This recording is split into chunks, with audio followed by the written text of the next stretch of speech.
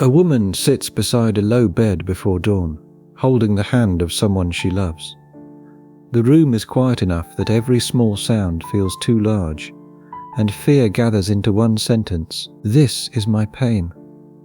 If anything proves there is a self, suffering seems to. Pain arrives as mine, with ownership already woven into the hurt before any argument begins. But early Buddhism asks us to slow that word down.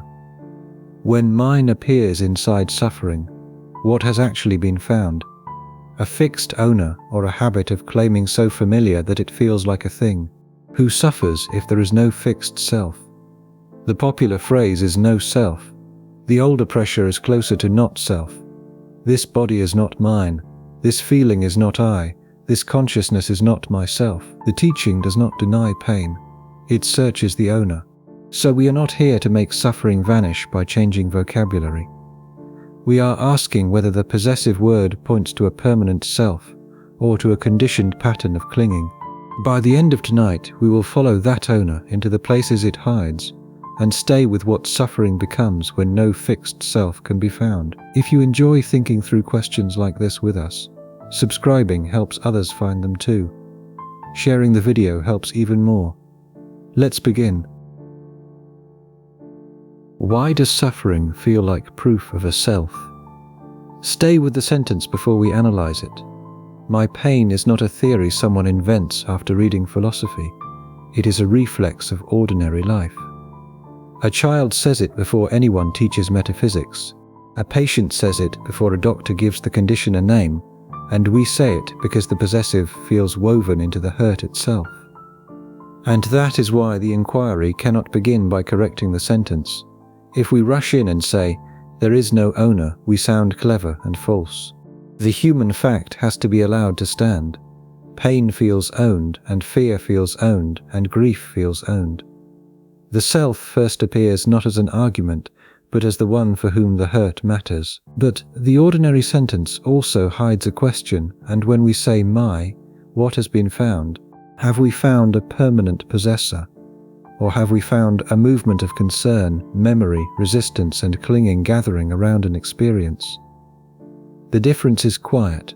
It is also the whole problem. Imagine the moment slowed down and sensation appears, and attention tightens. The body recoils, and a thought says, "I do not want this," and another thought says, "Why is this happening to me?" By then the pain is no longer just a sensation. It has become part of a defended story. We do not need to mock that story. A living creature protects itself, and a human life remembers what has wounded it before. Care, anticipation, and language are part of how we survive. The Buddhist question is not whether this movement is understandable, it is whether the movement proves a fixed self behind it. Here is where suffering becomes the strongest test case. If the self is going to prove itself anywhere, surely it will be where life hurts. A cup can be mine and then not mine. A house can be sold, but pain seems too intimate to transfer, and it seems to point inward towards someone who must be there.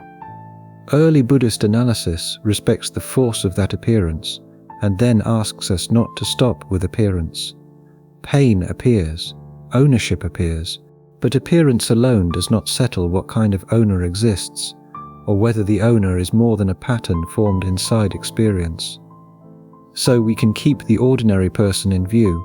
A person in pain should be helped, and a promise made to that person still matters. A memory of suffering can still shape a life.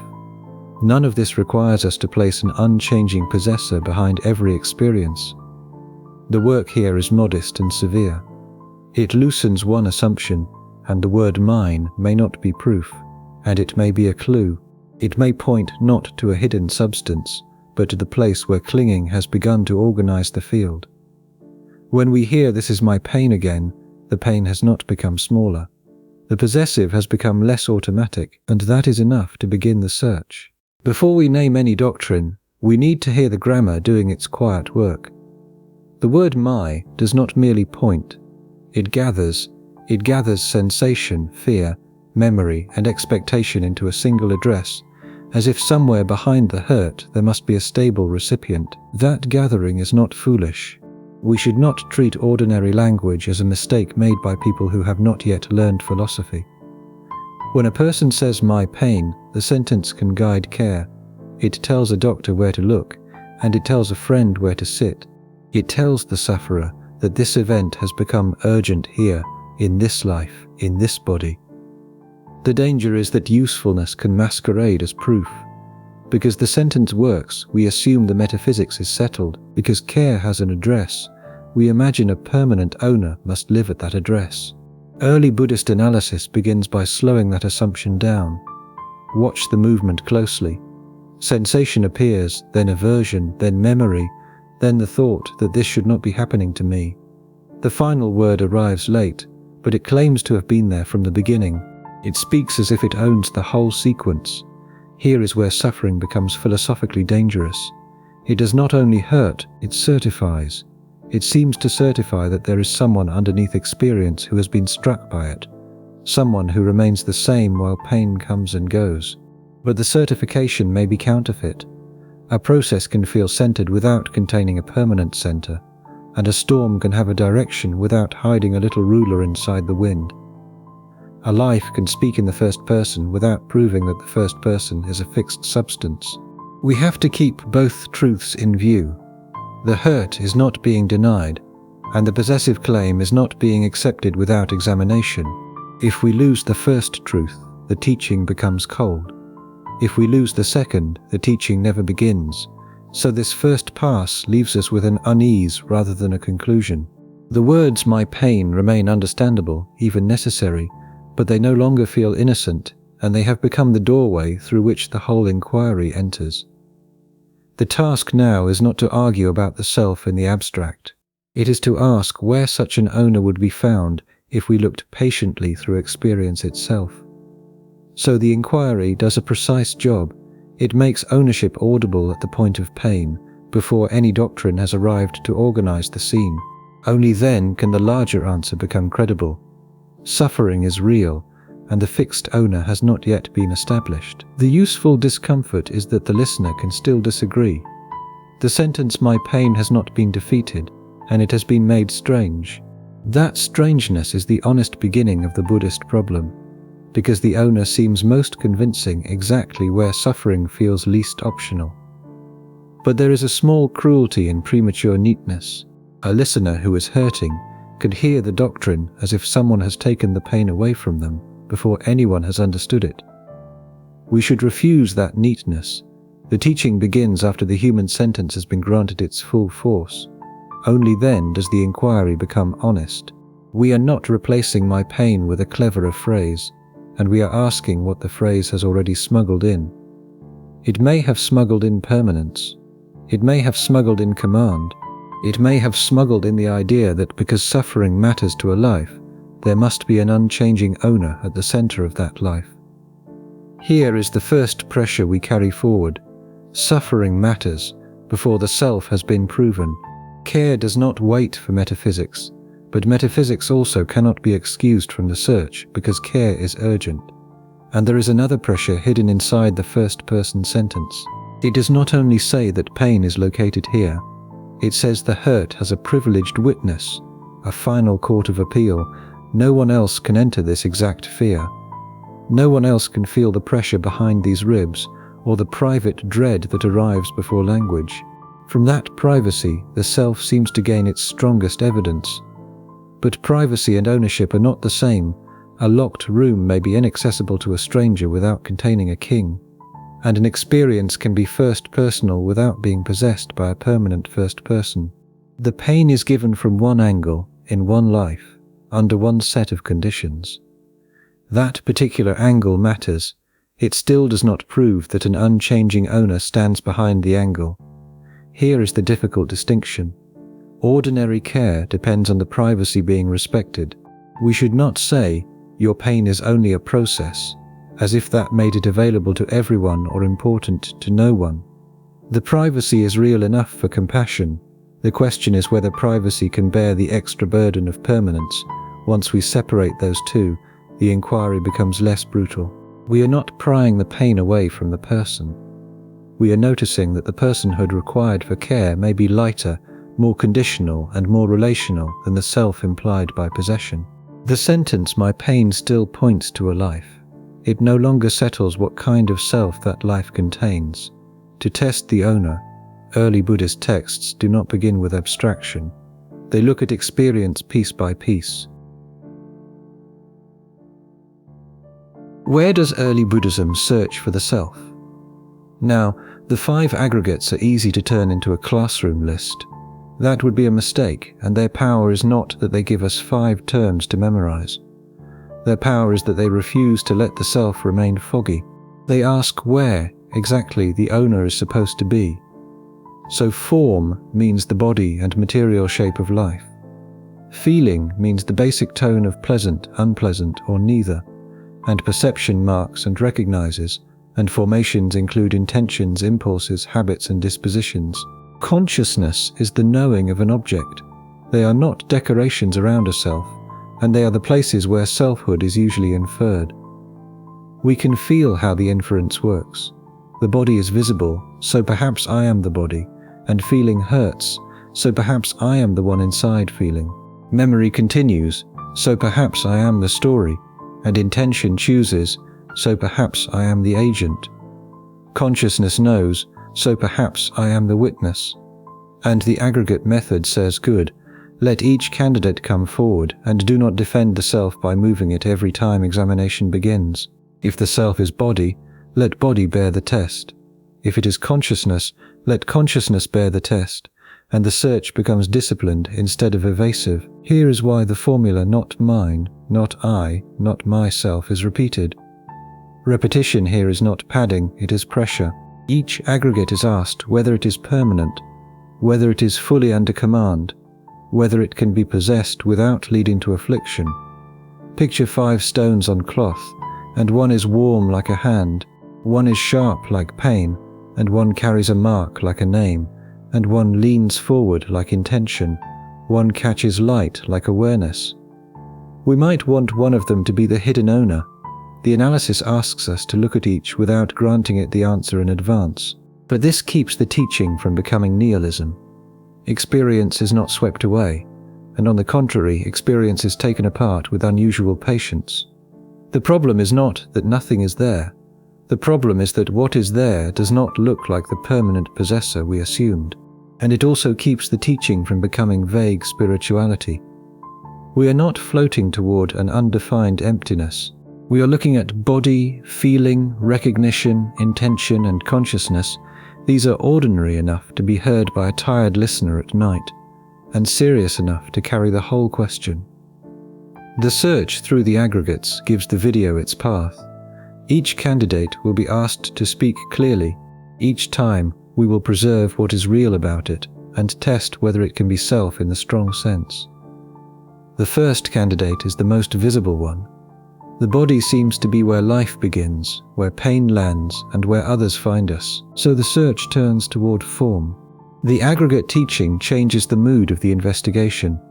It does not ask us to believe a conclusion first, it sets up a search. If there is a self that owns suffering, then experience should be able to show us where it is. Here is why the 5-fold list matters. Body, feeling, perception, formations, consciousness, and the words can sound dry until we realize what they are doing. They are refusing to let the self remain a mist around everything. A vague self is almost impossible to examine. It retreats wherever attention is not looking. If the body is questioned, it becomes the mind. If thoughts are questioned, it becomes the witness. If memory is questioned, it becomes pure presence, and the aggregate method stops that retreat by inviting each candidate forward. And there is also a kindness in the method. It begins with the materials of ordinary life, and not with a theory of substance, not with a cosmic claim. We look at what can be encountered: flesh, sensation, recognition, intention, knowing. Each aggregate carries a promise, and the body promises solidity. Feeling promises intimacy, and perception promises a world that belongs to someone. And formations promise agency. Consciousness promises the witness that seems to remain when everything else changes. The search has to let those promises be felt. If the candidates were obviously empty from the start, there would be no paradox, and we are not pretending that selfhood is silly. We are watching how plausible it becomes when these 5 processes appear together and are spoken of as one life. Then the pressure of the early formula begins to work. This is not mine, and this I am not. This is not myself. The formula does not float above experience. It lands on each aggregate and asks whether the possessive claim can survive impermanence, affliction, and the lack of final command. And that is the discipline. The self will not be refuted by a slogan. It will be looked for in the places where we usually assume it must be hiding. The first place is the most visible one, the body that seems to carry our name into the world. The aggregate movement has its own work to do. It turns a vague self into a set of examinable candidates, so the listener can follow the search rather than merely accept a conclusion. The larger answer begins to earn its force here. The list also creates suspense, and each aggregate looks promising before it is tested. We should feel that promise if no candidate ever seemed plausible. Not self would be too easy. The teaching matters because the candidates are the very materials from which we normally build a person. But there is an important restraint here about translation.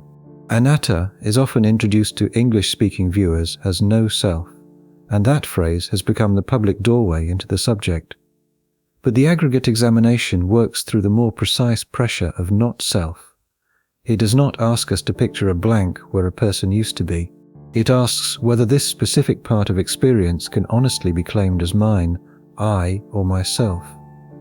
That precision keeps the inquiry from becoming a list. Body will not be rejected because Buddhism has an abstract dislike of bodies, and feeling will not be rejected because pain is embarrassing. Consciousness will not be rejected because awareness is unreal. Each candidate is allowed to be what it is, and then the possessive claim is tested against it. The method is slow because the self is quick. It keeps moving, and it borrows the credibility of whatever has not yet been examined. The aggregates stop the borrowing. The aggregate list also has a moral function. It slows our tendency to rescue the self too quickly. Without the list, we can always say, yes, the body changes, but I am the mind. Yes, thoughts change, but I am awareness. Yes, awareness changes, but I am the continuity behind it, and the self survives by being vague. The 5 aggregates remove that shelter. They do not do it violently. They ask for clarity. If self means the body, say so. If self means feeling, say so. If self means recognition, intention, or consciousness, let that claim stand where it can be tested. A claim that cannot bear being specified may be less a discovery than a reflex. This matters because suffering often uses vagueness as protection. When pain is intense, the thought I am suffering does not distinguish body from feeling, memory from fear, clinging from care. It gathers everything into one heavy center. The aggregates gently take that center apart, not to make it meaningless, but to see what is happening. And that is why the method is compassionate in a strange way. It does not leave the sufferer trapped inside a single word, and it offers more than one place to look. The pain may involve the body, the dread may involve feeling, and the old story may involve perception and formations, and the knowing may involve consciousness. The word self has been too blunt for all of this.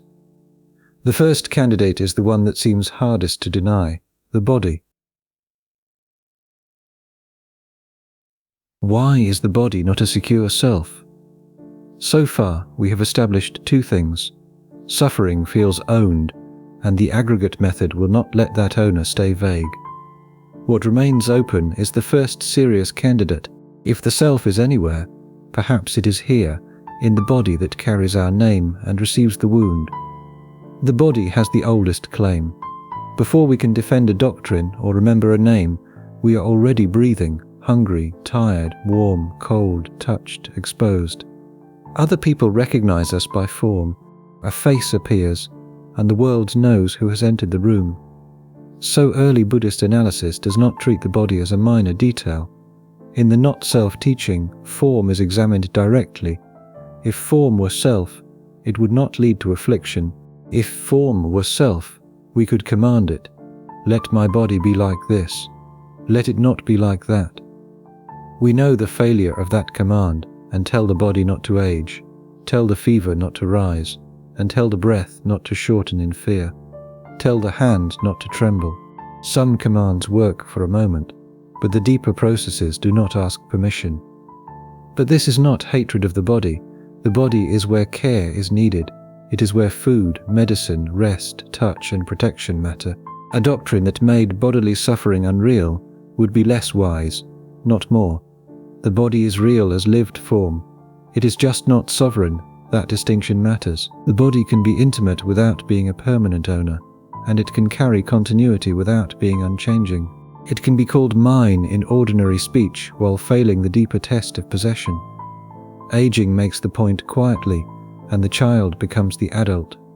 The adult becomes old, and the face remains recognizable, and yet never remains the same. The body is the visible thread of a life, but the thread is made of change. Illness sharpens the problem. Pain may gather around one place until the whole world seems to shrink into it. In that moment, the body feels more like self than anything else. Yet the very affliction that makes the body feel intimate also shows why it cannot be a secure self. If the body were the final owner, it would be strange for the owner to be so vulnerable to weather, accident, time, digestion, sleep, inheritance, and decay. The owner would be unable to govern its nearest territory. So what suffers here, and the body suffers in one ordinary sense, a person with a body suffers. But under analysis, the body is a conditioned aggregate, not the possessor behind the aggregate. The pain is not denied. The metaphysical weight placed on the body begins to loosen. Once the body cannot hold the self, the question moves inward. Perhaps the owner is not form. Perhaps it is the felt tone that makes experience pleasant, unpleasant, or impossible to ignore. The body's claim is not abstract.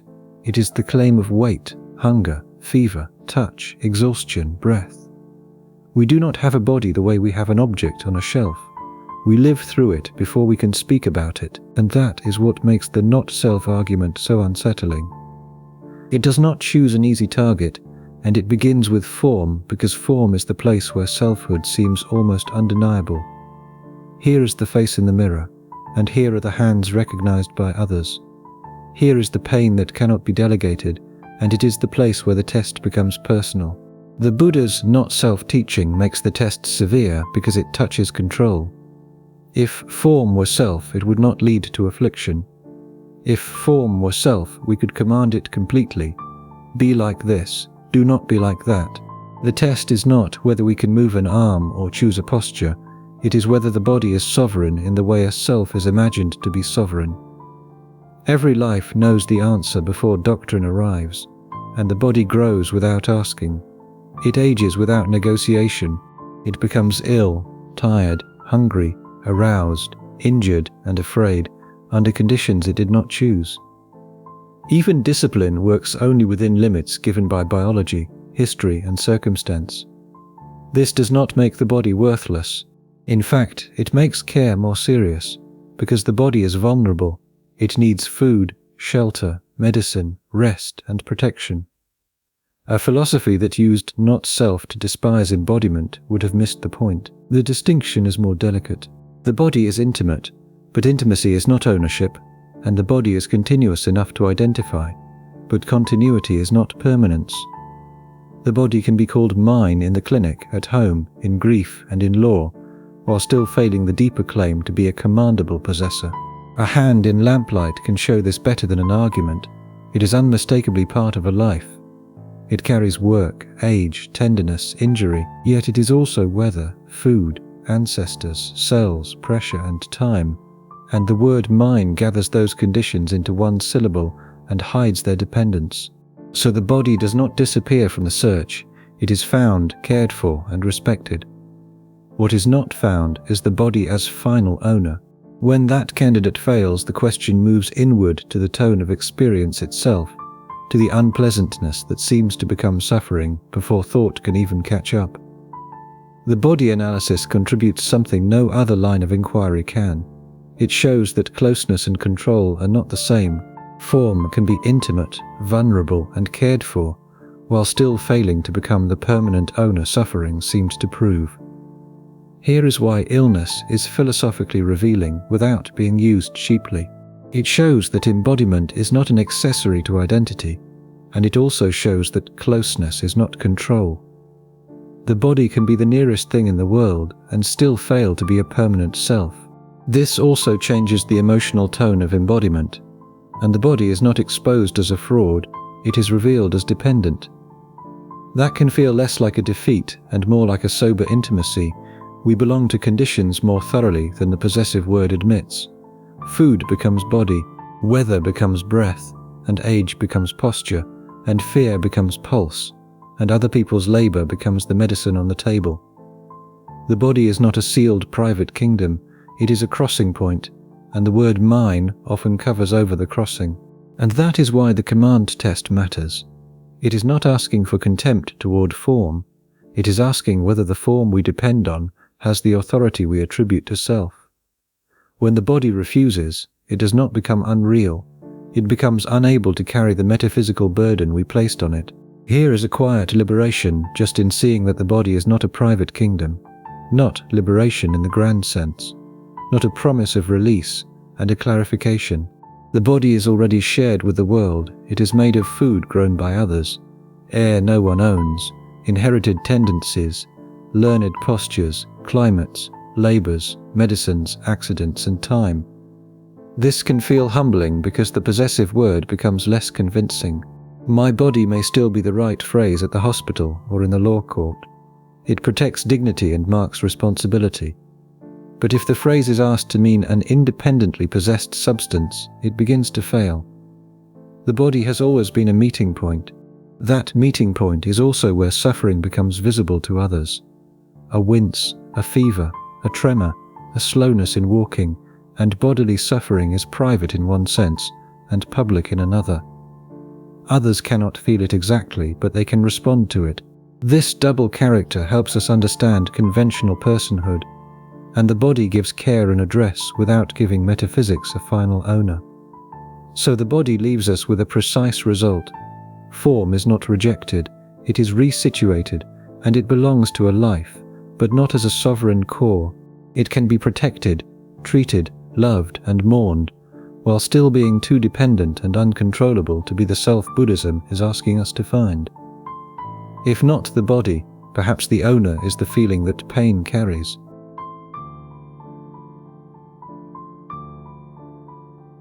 What is feeling when it is not yet mine? Now, feeling in this analysis is smaller and more basic than emotion. It is the tone of experience as pleasant, unpleasant, or neither. A cup is warm in the hand, a sound is grating, and a room is neither welcome nor hostile, just faintly there. This small tone matters because suffering often begins its thickening there. Contact occurs and feeling appears. The mind leans toward the pleasant, away from the unpleasant, or wanders restlessly through the neutral. Before a story has fully formed, the world has already become attractive, threatening, or dull. Dukkha is wider than sharp pain. It includes the instability of what changes, the unsatisfactoriness of what cannot secure us, the unease that appears when we ask a conditioned thing to become permanent. A pleasant feeling can belong to dukkha when we cling to it. An unpleasant feeling can belong to dukkha when resistance wraps around it. We can hear the difference in a simple irritation. A sound occurs, and then it is unpleasant, and then the thought arrives, I cannot stand this. Then another, why does this always happen to me? The sound may not have changed much, but suffering has gained an owner to defend. Here is why the word mine is not harmless. It can be more than a description, and it can be a tightening, and it gathers feeling into a story of threat or possession. It asks the pleasant to stay and the unpleasant to vanish on command. Feeling cannot obey that command, and pleasant feeling fades. Unpleasant feeling arrives, and neutral feeling becomes boring when the mind wants confirmation. If feeling were self in the strong sense, it would be more governable. Instead, it arises with conditions and passes with conditions. The analysis does not ask us to become indifferent, it asks us to see how quickly feeling becomes appropriated, and the unpleasant is not yet the whole of suffering. The grasp around the unpleasant may be where suffering deepens. This makes the Buddhist question sharper, not softer. It is not saying, do not care, It is asking what happens when care hardens into ownership. It asks whether the felt tone proves a permanent owner or only reveals how clinging forms. So feeling is real, intimate, and morally important. It tells us where life is touched, but it is not stable enough, independent enough, or obedient enough to be the hidden self. If feeling cannot carry the owner, the search moves to continuity. We remember, recognize, name, and tell a life, and perhaps the self is not the sensation, but the story that binds sensations together. Feeling tone is easy to underestimate because it arrives so quietly. Before the mind has composed a story, experience has already leaned, and pleasant and unpleasant and neither. A small verdict has entered the room, but this is not yet emotion in the full sense. It is more primitive than anger, grief, or desire. It is the first taste of contact, and a sound bites. Warmth soothes, a neutral wall fades into the background, and the world has acquired texture before the self has made a speech. That speed matters. By the time we say "I hate this," the unpleasant tone has already organized attention. By the time we say "I need this to stay," the pleasant tone has already invited grasping. Ownership often arrives as the second act and then pretends to be the author of the first. Dukkha widens the field here. It is not only sharp pain, it is also the unreliability of what we want to secure, the strain of leaning on what changes, the restlessness that appears when the conditioned is asked to become safe forever. A pleasant feeling can become dukkha when it is seized as mine and defended against loss. An unpleasant feeling can become dukkha when resistance wraps around it. A neutral feeling can become dukkha when dullness breeds hunger for stimulation. And the tones differ, but the possessive movement can enter each one. Think of irritation, and a sound occurs. The body tightens, and the tone is unpleasant, and then language arrives. This is ruining my evening. Now the sound is no longer only heard, it has been recruited into a story of injury, entitlement, and defense. The early analysis is not scolding that movement, and it is identifying where the knot begins. Feeling is real, and tone is real. But when tone becomes property, suffering thickens. Mind does not merely report the feeling, it can fasten the feeling to a center that must now protect itself. Here is why feeling is not a minor aggregate. It is one of the first places where the owner seems to be born, not as a substance but as a grip. Yet life is more than tone. We recognize, remember, name, and carry patterns forward, so the search turns to continuity, where the self's case becomes more persuasive again. The feeling movement narrows the problem to the instant where tone becomes grip. It shows that suffering is not only what appears, but what the mind does with what appears. And that is where ownership becomes visible as an action. Feeling also teaches speed. The mind often claims a reaction after the reaction has already shaped the room, and not self interrupts that speed. It asks whether the first-person story is reporting experience or already adding the grip that makes experience suffer. This distinction also lets us separate pain from the second wound that often follows it. Here is the unpleasantness itself, and then there is the insult that it is happening to me. The second wound may be quiet, but it can make the first one much larger. That distinction should be handled carefully.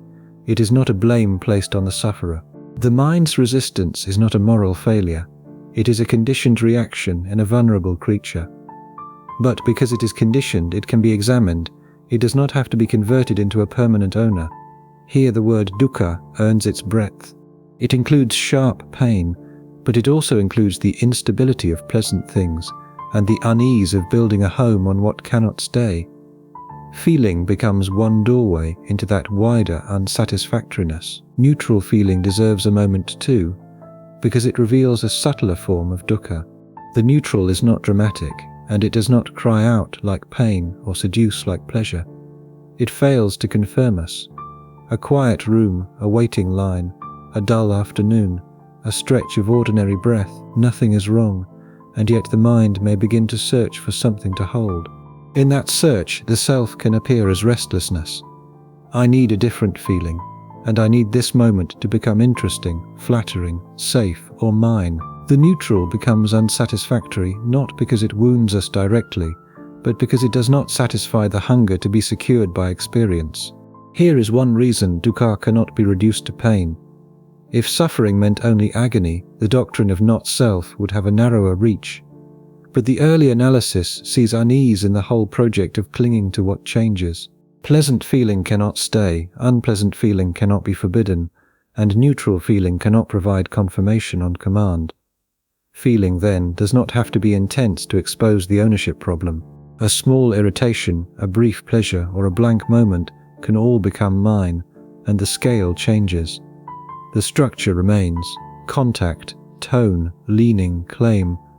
The owner seems to arrive with feeling, but when we look closely, the owner may be one more movement conditioned by the tone. But experience is not only felt, it is recognized, named, and remembered.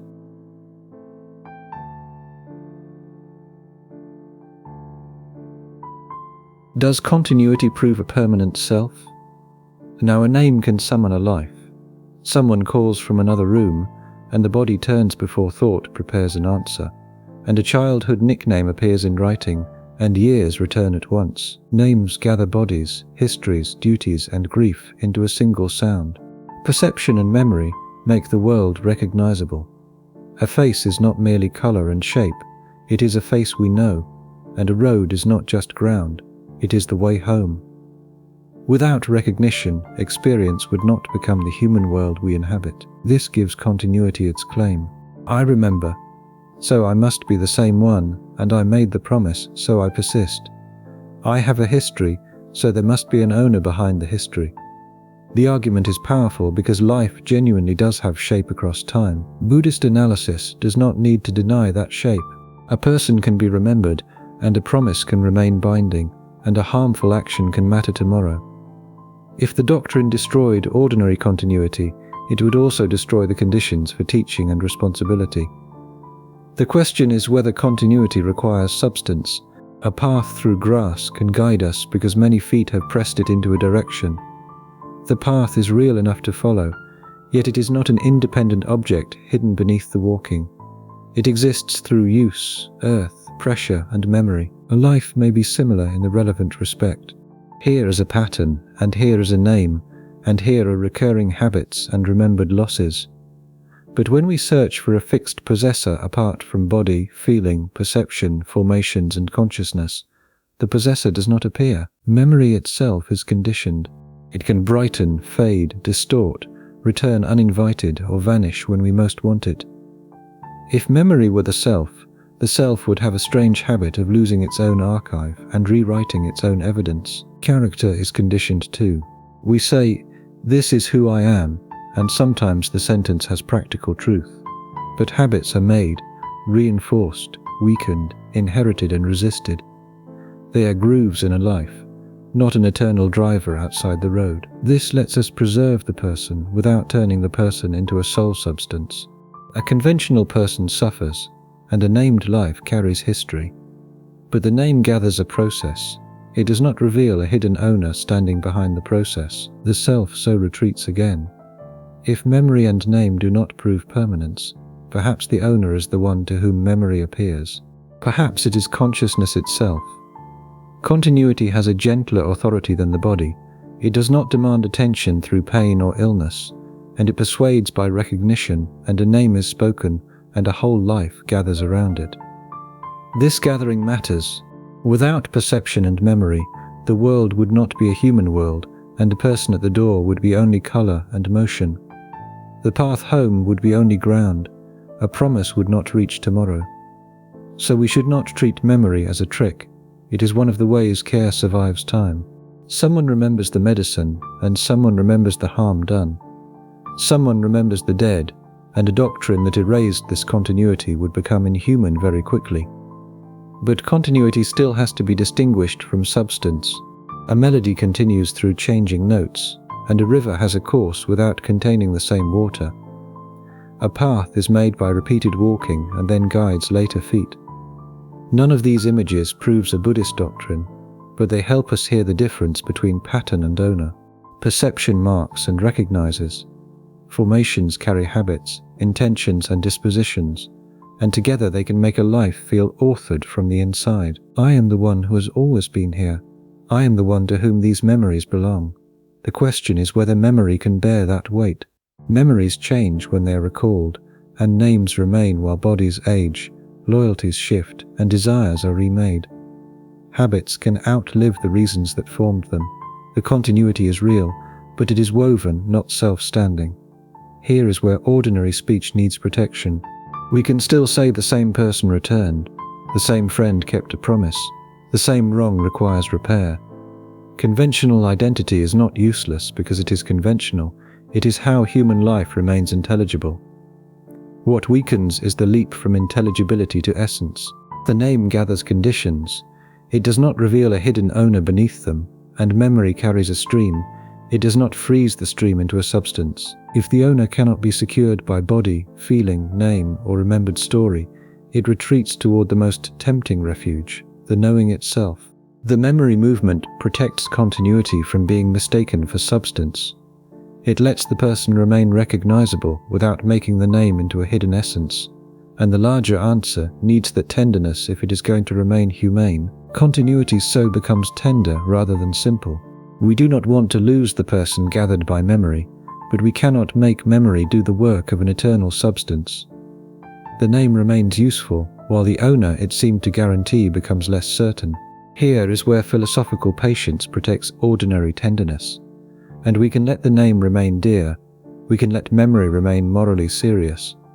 We do not have to say that a parent, a child, or an old friend is only a bundle in the flat sense that drains the room of feeling. But we also do not have to turn tenderness into ontology. The fact that a name can break the heart does not prove that the name points to an eternal possessor. It proves that human continuity is thick with relation, habit, and care. The Buddhist problem is not solved by reducing the person until nothing matters. It is clarified by seeing how much can matter without becoming a fixed self. A memory can obligate, and a pattern can wound. A habit can continue, and a life can be addressed. Here is another reason memory can mislead us. Memory does not merely preserve, and it edits by returning, and each recollection arrives in a present mood, a present body, a present need. The old event is recognized, but it is recognized now, through conditions that were not there before. We know this in ordinary life. A childhood room remembered in grief is not the same room remembered in gratitude, and the name is the same. The image is related, the meaning has shifted. This does not make memory false, it makes memory alive. And because it is alive, it cannot serve as the unchanging owner behind a life. It is one of the ways continuity happens. It is not the substance that continuity secretly hides. Perception works in a similar way. It marks the world so quickly that we confuse recognition with possession, and here is my street, and that is my father's voice. Here is the look someone gives before leaving, and recognition gathers fragments into a world that feels already owned. But marking is not owning. Naming is not essence. A pattern can be reliable enough for life, and still dependent enough to fail the test of self. We should let that be unsettling. A person is not made thin by this account, and in some ways the person becomes thicker. A life is not a dot of self behind experience. It is a web of remembered gestures, learned words, recognitions, injuries, loyalties, and expectations. The mistake is not that these are unreal. The mistake is asking them to become an unchanging possessor, and that is why continuity has to be treated with respect. If we flatten it, responsibility disappears and love becomes unintelligible. If we absolutize it, the self returns through the back door. The middle work is to see continuity as conditioned, enough to carry consequence, not enough to establish a permanent owner. The next candidate is consciousness itself, the witness that seems to remain. Can consciousness be the self Buddhism denies?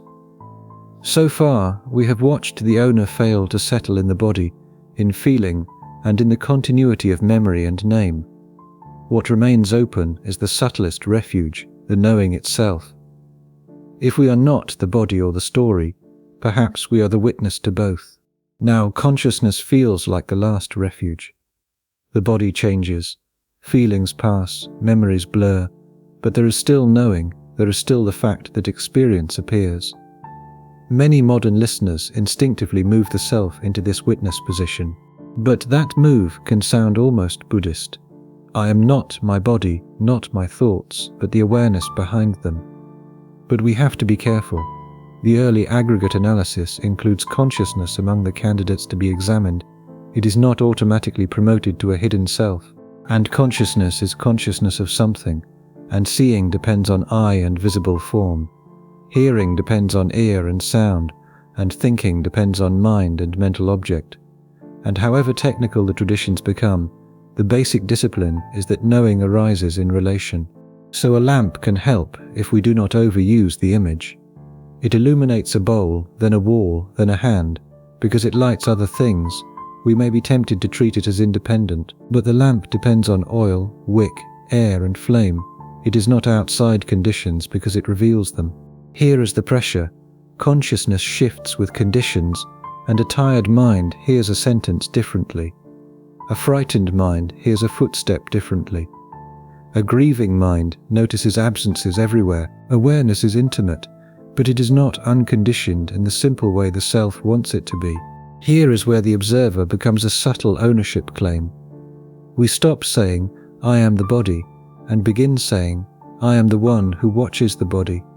Then the analysis asks, where is that one apart from moments of seeing, hearing, thinking, remembering and feeling? Look, if consciousness were the fixed owner, it should stand apart from confusion, sleepiness, pain, attention, object and change. Instead, consciousness appears with a field. It narrows, brightens, dulls, scatters, gathers and ceases in ways we do not fully command. Think about it this way. This does not mean consciousness is unreal. Without conscious experience, there is no known pain, no remembered name, no heard teaching, and the point is narrower. Consciousness is not fit to be treated as a permanent possessor merely because it is harder to picture than the body. The owner has now moved through every aggregate and found no secure throne. Body, feeling, recognition, formations, and consciousness all matter, and none becomes the hidden master of the others. That discovery can sound like annihilation if heard too quickly. So the next task is to avoid the false choice between an eternal self and nothing at all. Consciousness is the subtlest candidate because it can sound purified of everything unstable. Not the body, not the mood, not the passing thought, and the one who knows them and the witness. The light behind experience. This move has power.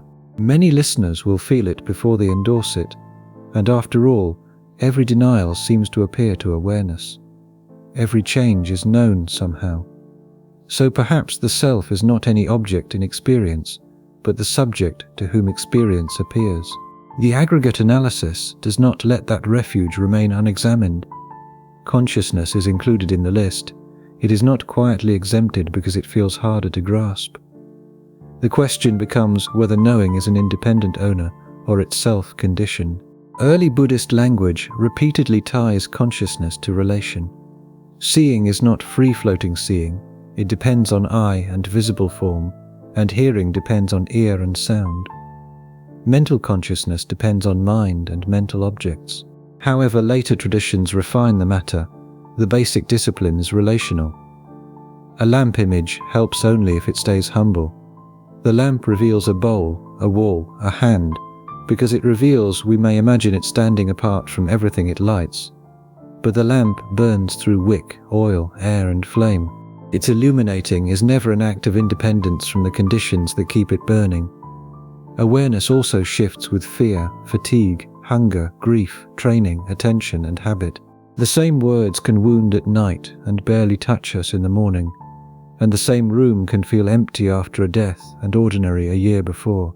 Knowing is intimate, but intimacy does not make it unconditioned. This matters because the witness can become selfhood in its most evasive form.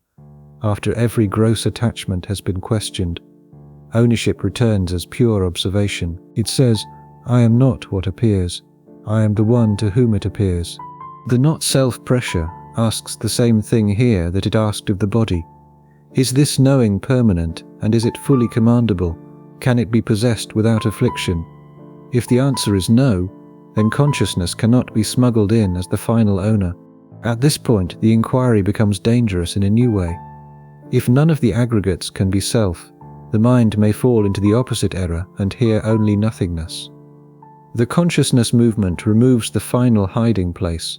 It does not solve every mystery of awareness, but it prevents awareness from being smuggled in as an owner after every other candidate has failed. The witness is compelling because it sounds like the thing left over after every other attachment has been questioned. But the aggregate discipline does not stop where modern spirituality feels comfortable. It turns the light back toward knowing itself and asks what conditions make this knowing possible. One reason this move is so important for modern viewers is that witness language is often treated as the safe spiritual compromise. We give up the ego but keep a subtler owner. We stop saying, "I am my story," and start saying, "I am pure awareness." And the grammar has changed, but the possessive hunger may not have. Early aggregate analysis makes that maneuver harder. It does not deny that knowing occurs, and it denies that knowing can be left unexamined because it is harder to objectify. The supposed refuge is brought into the same field as everything else. That does not settle every later Buddhist debate about consciousness. It should not pretend to, and different traditions will develop the question with different tools. Here, staying close to the early frame, we need only preserve the discipline. Consciousness is not automatically a hidden self because it feels like the last candidate standing. We can also notice how consciousness borrows authority from its quietness. The body makes noise, and feeling pushes and pulls, and memory can be caught changing its story. Consciousness seems harder to catch because it is the catching. It feels like the open space in which everything else appears. That feeling is powerful. We should not dismiss it. Many serious traditions, Buddhist and non-Buddhist, have treated awareness with great care because it does seem different from the objects it knows. But in the early aggregate frame, difference is not exemption. Consciousness is still examined by its arising, and eye consciousness depends on eye and visible form. Ear consciousness depends on ear and sound. Mind consciousness depends on mind and mental objects, and the point is not to give a technical catalogue. The point is that knowing is relational. If knowing depends on conditions, then consciousness cannot easily become the owner of conditions.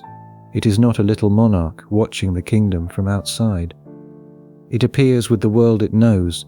It changes as the known changes. It is coloured by attention, contact, fatigue, fear, desire, and training. This helps explain why the witness feels convincing but remains unstable. When pain appears, there is knowing of pain.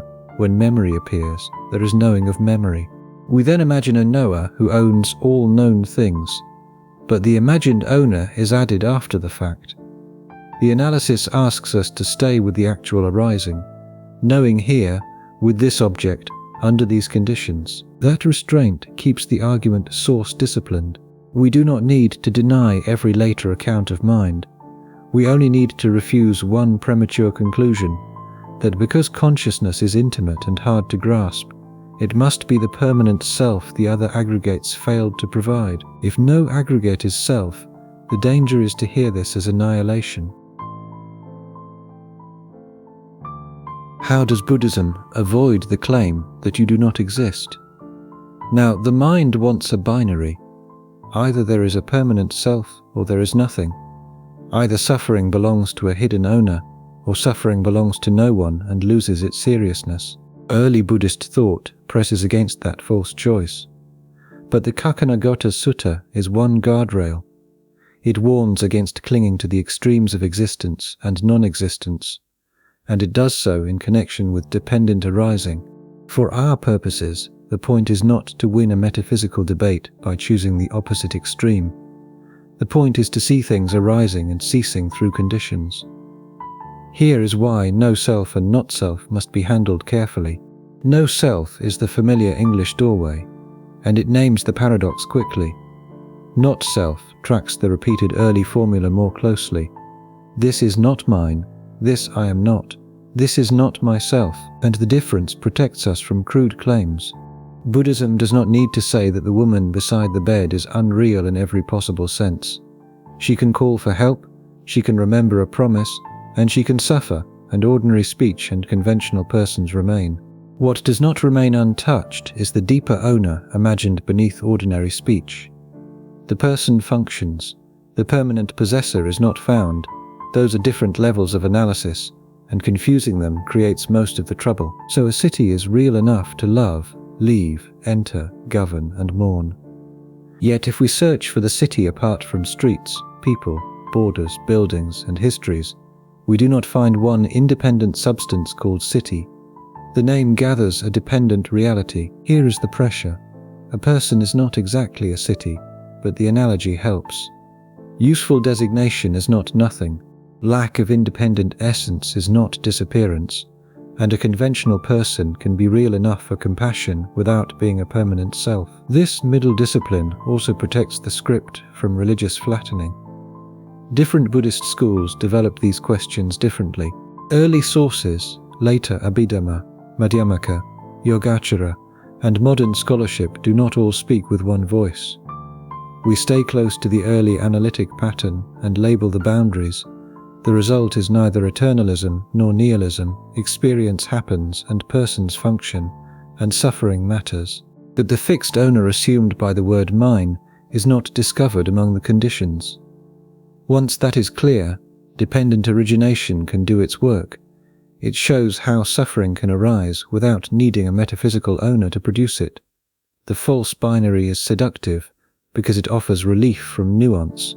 Either a permanent self exists or nothing exists, and either suffering belongs to a soul or suffering is somehow unreal. Much confusion about no self begins here. The Kakanagata Sutta matters because it refuses that pressure. It does not only replace one extreme with another, and it points toward arising and ceasing through conditions. The world is not understood well by clinging to existence as a fixed possession or non-existence as a blank negation. This helps us handle the title honestly.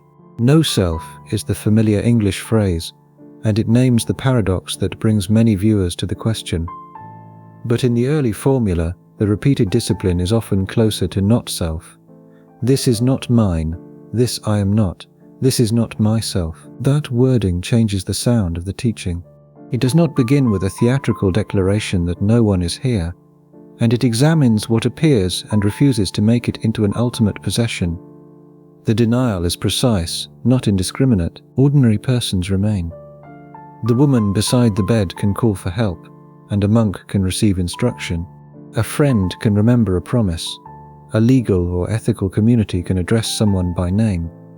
If all of that vanished, the teaching would lose the very world in which suffering is encountered. What is being denied is not every use of person language. It is the imagined owner beneath the aggregates, the self that would be permanent, independent, and finally in command. That owner is not rescued by the fact that ordinary speech remains useful. The middle discipline is not a compromise meant to sound balanced.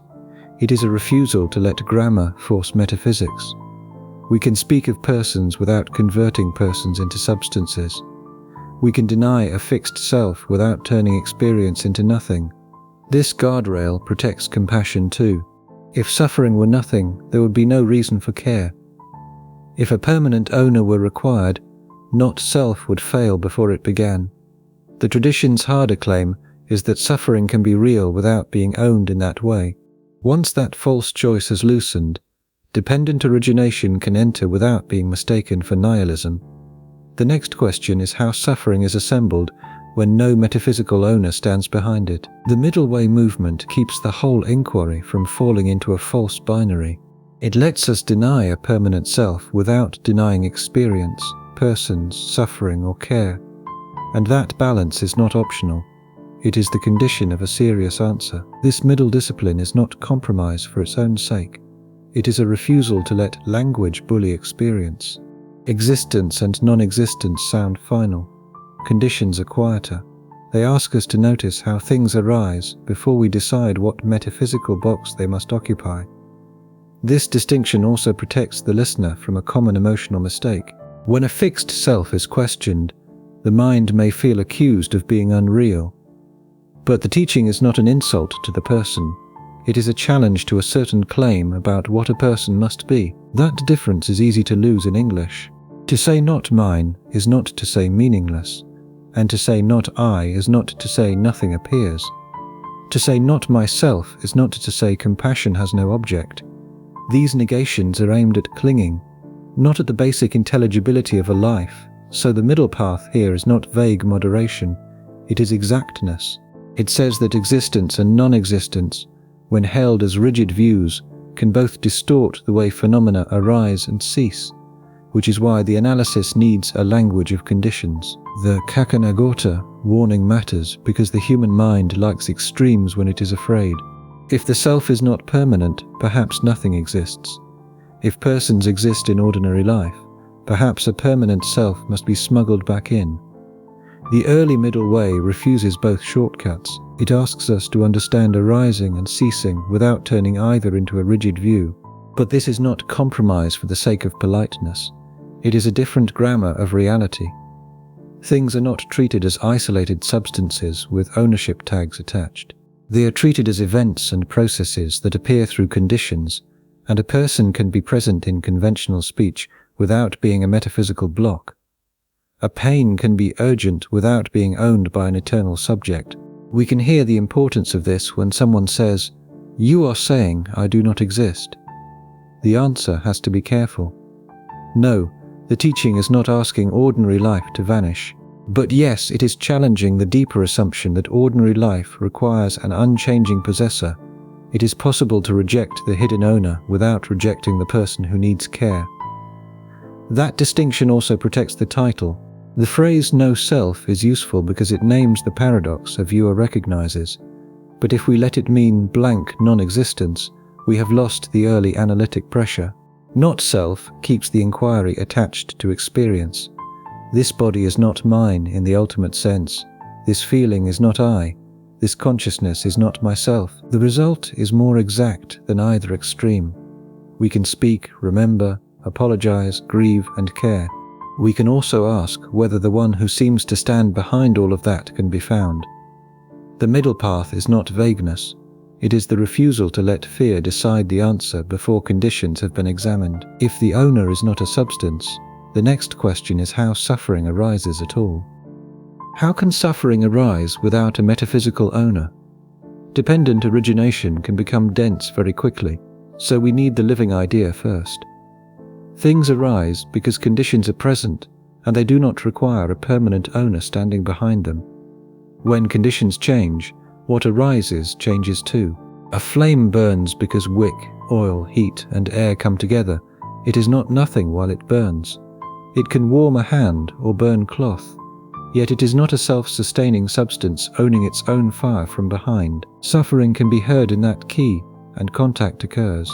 Feeling appears, and craving leans toward or away, and clinging tightens, and ignorance shapes the whole movement. The traditional chain is larger than this, but this portion is enough to change the question. The self is not outside the chain like a monarch giving orders. The sense of self is woven within the chain, and mine arises as part of the tightening. The owner is not found behind the process. Ownership is one of the process's moves. Think about criticism, and words are heard, and meaning forms. Unpleasant feeling appears, and then the image of oneself is threatened, and how dare they say that to me? The pain now includes memory, pride, fear, and defense. Conditions have thickened into suffering. Pleasure works too, and a peaceful evening appears, and then the wish for it to stay, then fear of losing it, then comparison with yesterday, and even sweetness can become dukkha when clinging asks it to secure the owner. Dependent origination makes suffering more investigable. Instead of asking whose metaphysical property this is, we ask what conditions are operating, and what contact, and what feeling, and what craving, what view, what old habit has arrived wearing the mask of I. But this is not a promise of easy relief. The chain is not a productivity diagram. It belongs to a religious and philosophical tradition concerned with ignorance, craving, rebirth, liberation, and the structure of conditioned life. We keep the scope honest. Still, the shift matters for our central question. A conditioned stream can suffer without a permanent owner. and a conventional person can suffer because the stream has continuity.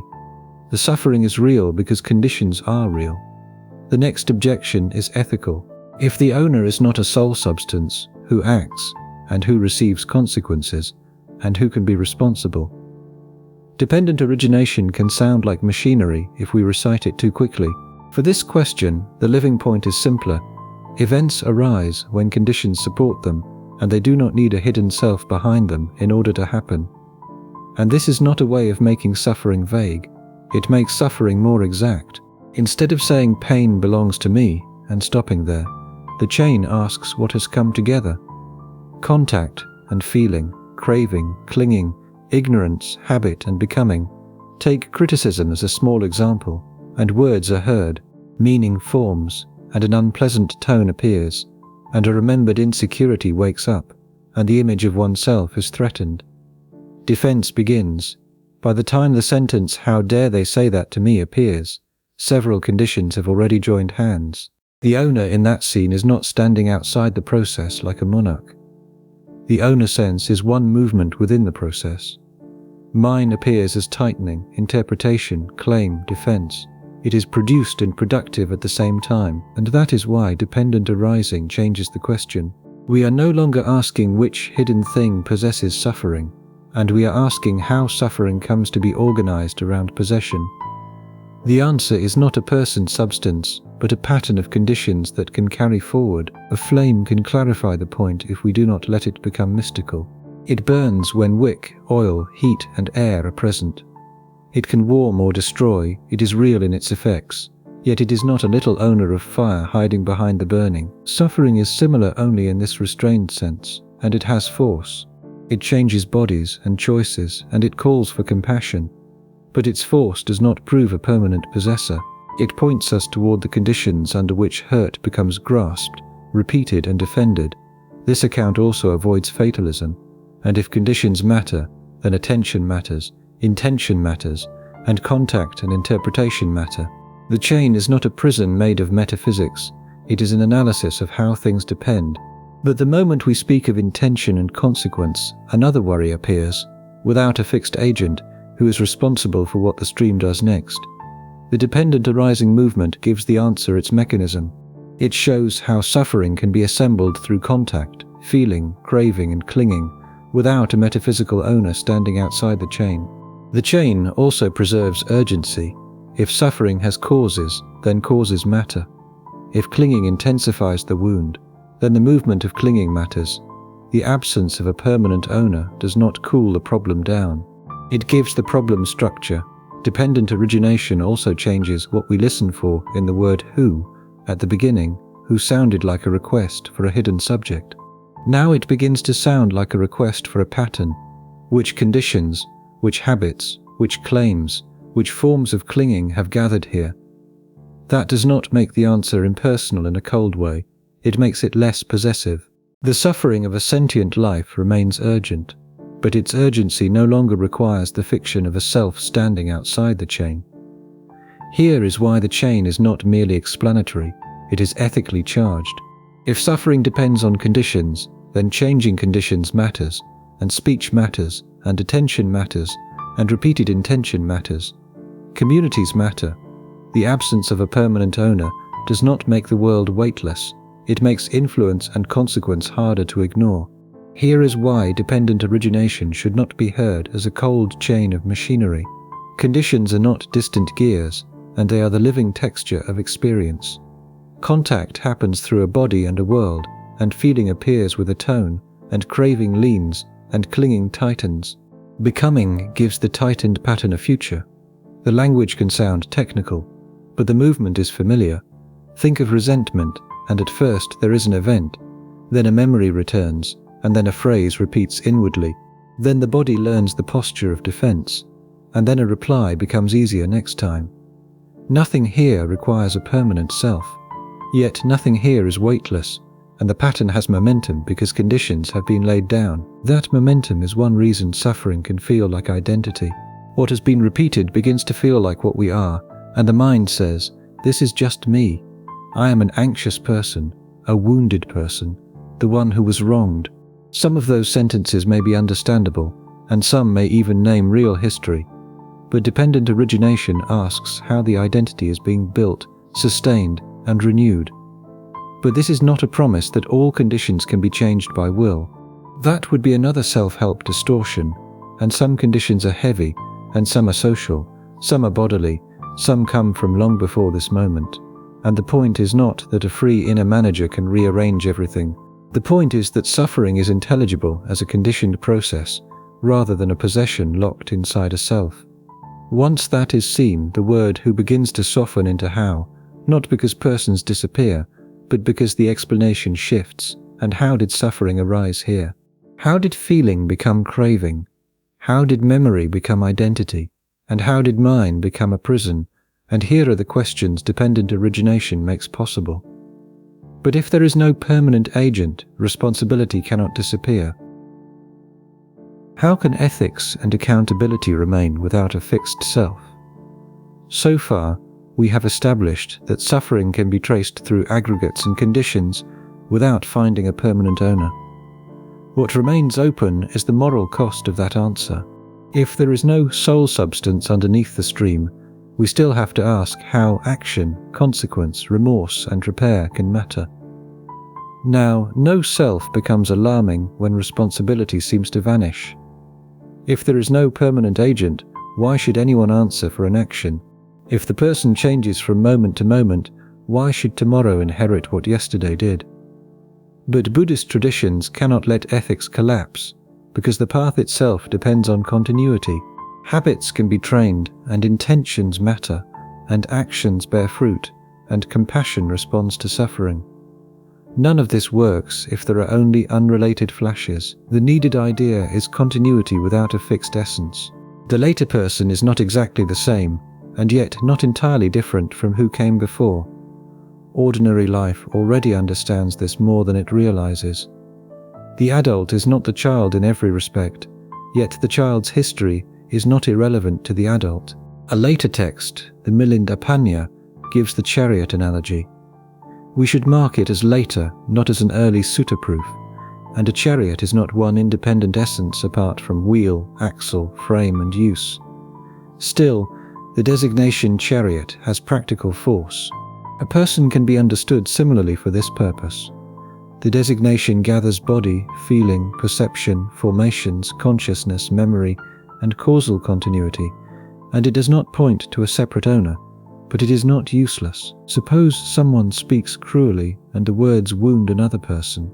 Later regret appears, and an apology may be made, and the one who apologizes is changed, but not unrelated. The causal stream carries action, memory, consequence, and possibility. Formations are central here, and intentions, impulses, and habits shape what comes next. Repeated anger makes anger easier, and repeated restraint changes the field, and what we do now conditions what later can arise. A permanent self is not required for this. In some ways, an unchanging essence would make transformation harder to understand. If the deepest owner never changes, what exactly could practice alter? Conditionality allows responsibility and change to belong together. Compassion also survives the analysis. Suffering matters because sentient experience is vulnerable, not because we have located an eternal possessor inside it. Care can address a conventional person and still understand that person as conditioned, so responsibility remains causal and conventional, not soul-substantial. Actions matter because they shape the stream. The absence of a fixed self removes one picture of agency, not the seriousness of conduct. The ethical worry is serious. It should not be brushed aside with a clever phrase. If no permanent self can be found, why should an action return to anyone? Why should remorse matter? Why should compassion address one person rather than another? Buddhist traditions have to answer this because the path is ethical from the beginning. Conduct, intention, restraint, generosity, and harm are not optional decorations, and they are part of how suffering is understood and transformed. The key is that no self does not mean discontinuity. The person tomorrow is not numerically identical in some eternal soul sense to the person yesterday, but neither is tomorrow unrelated. Habits cross the boundary, and consequences cross it. Wounds and repairs cross it. Ordinary life already knows this middle space. The adult is not only the child, yet the child's hunger, fear, education, and injuries have not vanished into irrelevance. A promise made last week can bind today, even though the body and mind have changed since then. The later Milindapanya chariot analogy is useful if we label it carefully. A chariot is not found as one essence apart from wheels, axle, frame, arrangement, and use. Still, the word chariot is not meaningless. It names a functioning configuration. A person can be spoken of in a similar conventional way. Body, feeling, perception, formations, consciousness, memory, habit, and causal continuity gather into a life that can be addressed. No separate soul substance has to be added for ethical speech to work. This may make responsibility stricter, not weaker. If there is no hidden essence that guarantees who we are, then conduct matters because it helps form the stream. Repeated anger matters, repeated generosity matters, and attention matters, and the future is not owned by a self, but it is conditioned by acts. So no self cannot be used as an escape hatch. I did not do it because there is no self misunderstands both person language and causation. The action occurred in a stream of conditions, and the stream bears consequences. With that boundary in place, we can see why modern simplifications are so tempting and so damaging. They often keep the dramatic phrase and lose the discipline that made it intelligible. The responsibility movement keeps the doctrine ethically awake.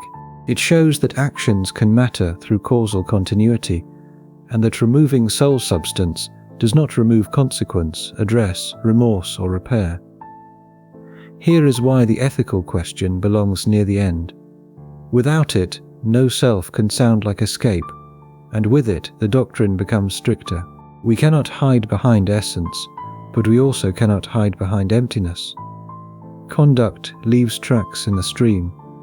Here is a further difficulty around karma and rebirth that we should not pretend to settle in a few sentences. Buddhist traditions have developed intricate accounts of continuity across moments and lives without positing an eternal self. A documentary on this question can mark that terrain without claiming to exhaust it. For our argument, the crucial point is nearer. Responsibility does not require an unchanging substance if causal continuity is strong enough to carry habits, intentions, and consequences. The one who answers today is not a frozen essence from yesterday, but neither is today disconnected from yesterday's acts. Here is why the ethical life remains possible. Training would be meaningless if nothing carried forward, and blame would be crude if it required an eternal soul. Repair, remorse, and cultivation occupy the middle ground where streams can be shaped. We can see the ethical point in apology. Someone harms another person, then changes, and years pass, and the body is not identical. The mood is different. Many thoughts have come and gone. If responsibility required an absolutely unchanged self, apology would be impossible, because no moment would be exactly the same as the next. If responsibility required strict identity, change would erase accountability. But ordinary moral life is wiser than that. We ask whether there is continuity strong enough to answer, and we ask whether the action shaped a relationship, a memory, a wound, a future. We ask whether repair can be made in the stream that inherited the consequence. This is not metaphysical perfection, it is moral continuity. Buddhist thought can work with that kind of continuity because it takes causation seriously. Intention matters not because it belongs to an eternal owner, but because intention conditions mind and action. Habit matters not because it is stored in a soul, but because repetition makes certain paths easier to walk. Remorse matters because seeing harm can condition restraint, confession, and repair. This keeps no self from becoming an escape clause. A person cannot say, "There is no fixed self, so nothing I did matters," and that sentence misunderstands the doctrine at the exact point where ethics is most important. If actions condition future suffering, then actions matter intensely. They matter without needing a permanent possessor behind them. The old formula sometimes used in Buddhist discussions is neither the same nor entirely different. We do not have to lean on it as a slogan, but it names the problem well. The later person is not numerically frozen as the earlier one. The later person is also not disconnected, and responsibility lives in that difficult continuity. These boundaries matter because modern viewers often want no self to become a shortcut to comfort. What is lost when no self becomes wellness or spectacle? Now, modern culture often wants no self to become a product, a dramatic experience and a calming slogan, and a promise that the ego can dissolve and pain will lose its grip. The packaging is smooth, but the doctrine becomes thin. The early analysis we have followed is not thin. It examines the aggregates, and it distinguishes ordinary persons from permanent owners, and it studies craving and clinging. It refuses both eternalism and nihilism, and that is much harder than saying the ego is an illusion and leaving the listener impressed. Easy relief can even become cruel. Tell a grieving person that the self is not real, and the sentence may function as avoidance. It does not look more closely at suffering. It looks away while pretending to have answered it. The better reading keeps looking and asks where the possessive claim enters, how feeling becomes defended, how memory carries pain, how consciousness is conditioned, and how responsibility remains without a hidden soul. Here is why the video must avoid promises of healing, awakening, anxiety relief, or spiritual spectacle. Those promises attract a different kind of hunger, one the early aggregate analysis was specifically designed to resist. They turn philosophy into a service and Buddhism into atmosphere. Here is an opposite misreading as well.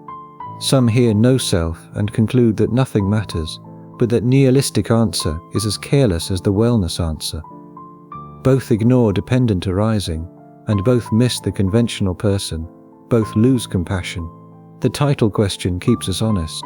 Who suffers forces the human fact to remain visible, and no self forces ordinary grammar to undergo analysis.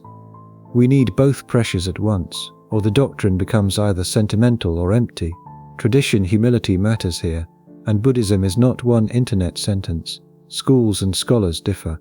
Thanissaro's emphasis on not-self as a strategy, Siderit's style philosophical reduction, and later emptiness traditions should not be blended into one neutral claim. But humility does not mean vagueness. We can still say that the early aggregate analysis is sharper than the slogan, and it denies a permanent owner without denying suffering. It questions mine without erasing persons, and that is why easy relief is not enough. The doctrine is not less radical when handled carefully. It is more radical because it asks us to question ownership exactly where ownership feels most justified. The modern market likes a doctrine that can be sold as a feeling. No self becomes a beautiful disappearance, a dramatic experience, a soft voice promising that if the ego dissolves, pain will lose its owner and so its sting. That version is attractive because it keeps the paradox but removes the labor. It does not ask us to examine form, feeling, perception, formations, and consciousness. It does not sit with dependent arising, and it does not ask how responsibility survives. It turns difficulty into atmosphere. The harm is not only scholarly, it can become humanly careless. Tell a grieving person that no one is suffering, and the sentence may not liberate anyone. It may refuse the ordinary compassion that the situation requires. A serious reading has to move differently. It begins by granting that suffering matters, and it keeps person language available where care needs an address. Then it asks with patience whether the possessive claim reveals a permanent owner or only a conditioned tightening around experience. Here is why forbidden phrases matter. Not because words themselves are magical, but because certain frames attract the wrong promise. Ego death, healing, anxiety relief, cosmic consciousness, sleep Buddhism, these turn the question toward consumption. They ask what the doctrine can do for my comfort before they ask what the doctrine in practice means. The early materials are sharper than that. They do not flatter the self by making it the hero of a spiritual achievement. They do not soothe the self by saying its pain will be erased by a new identity. They examine the very machinery by which identity claims form around pain. Here is also a tradition boundary here. Buddhism is not a single modern mood. Early texts, Theravada interpretation, Madhyamaka analysis, Yogatara developments, and contemporary philosophy do not all say the same thing in the same vocabulary. A documentary can be accessible without pretending those differences vanish. The antidote to flattening is specificity and body under affliction, feeling before ownership, and memory without substance, and consciousness under conditions, suffering through craving and clinging, and responsibility through continuity. These are not decorations, they are safeguards. Only after those safeguards are in place can the final answer be quiet without becoming vague. The misreading movement protects the argument from the market around it. It refuses comfort slogans and nihilistic shortcuts alike, so the question can remain philosophical rather than becoming a mood. The best safeguard against appropriation is specificity, and body, feeling, perception, formations, consciousness. Craving, clinging, conditions, continuity, and these words are not ornaments. They keep the video from drifting into a mood where Buddhism means whatever a comforting voice wants it to mean. A good documentary has to be especially careful here because the wrong cluster is waiting nearby. If the narration becomes too soft, viewers may hear a sleep channel.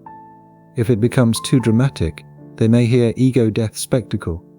If it becomes too therapeutic, they may hear a promise the sources do not make. The better register is quieter and more severe.